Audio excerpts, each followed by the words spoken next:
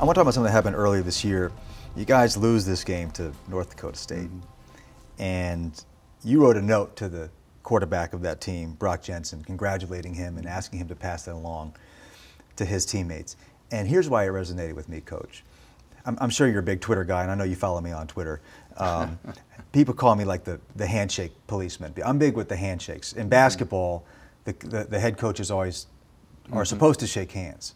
And I think too many of them don't do it right. I think even if you lost a bad game, even if you despise that guy, you should stop and shake his hand out of respect for the game. Appreciate that. Kevin Garnett and Rajon Rondo, whenever the Celtics lose a bad series, they walk off the court, they don't shake anybody's hand. I think that's really bad.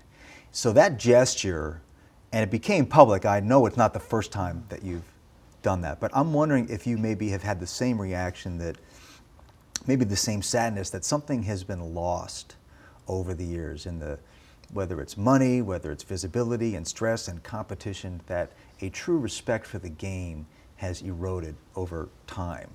Am I sounding like an old fuddy-duddy here, or do you share my No, I share your thoughts.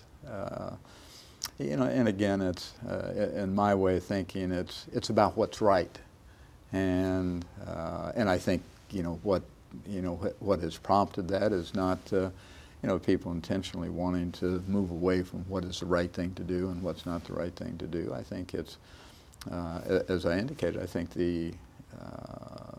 what the game itself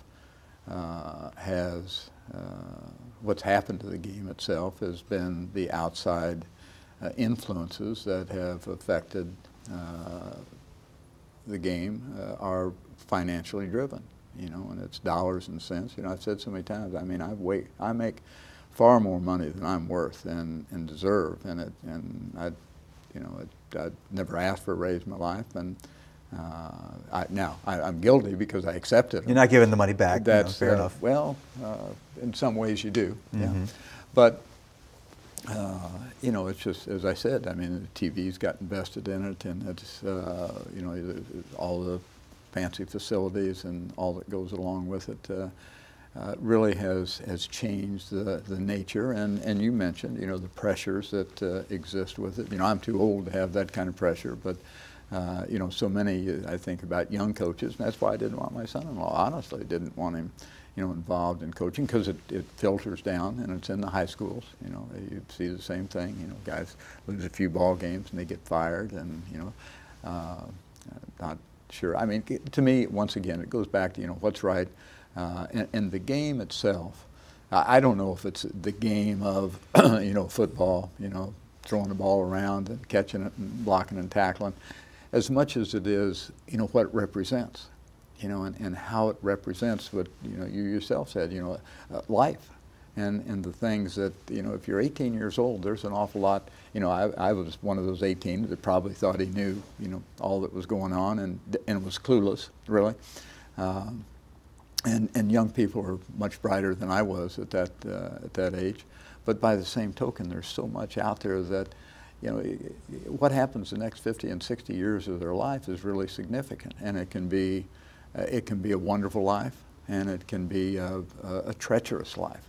And you look across our nation, you see so many things that are going wrong. And I'm not pessimistic and a bottom feeder in that respect. It's just, it is what it is, so to speak. And it doesn't have to be always that way. And if you learn the right values, if you have a value system that, I mean, that's what this game is really, in my way of thinking, should be about, and what it used to be about, and teaching those values. And I admire so many coaches in our country who stick to that and who really make that the most significant thing in their program, is trying to teach the values and allow youngsters to experience the values, the appropriate values that will allow them to have success in their future, whether that's with their families or business or whatever.